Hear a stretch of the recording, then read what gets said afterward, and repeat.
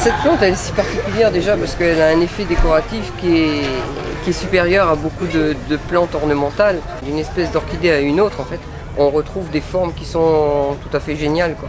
Il faut savoir qu'une orchidée va avoir besoin d'eau mais en quantité limitée. Il faut laisser sécher le substrat entre chaque arrosage, ce qu'on oublie de faire souvent. Ensuite, l'exposition joue aussi parce que si elle ne sèche pas assez vite, elle va pourrir. L'arbre à pain, le mapé, l'arbre à tomate.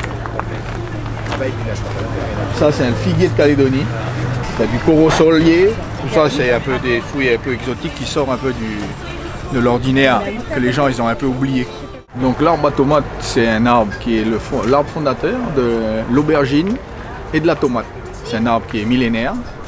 Il est originaire du Pérou, de la cordillère des Andes.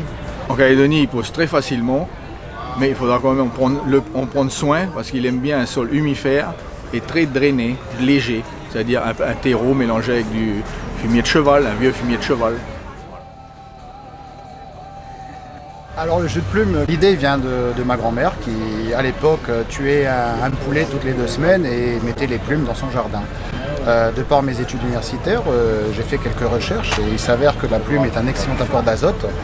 On produit de la plume sous 2 formes, donc compostée en poudre, compostée sur 2 ans, puis en jus, justement, qui est un engrais d'appoint, donc c'est essentiellement un apport azoté. C'est un engrais rapide qui est idéal pour tout type de plante. Et on l'utilise aussi surtout pour tout ce qui est orchidée ou orchidée et vanille par exemple en aspersion foliaire.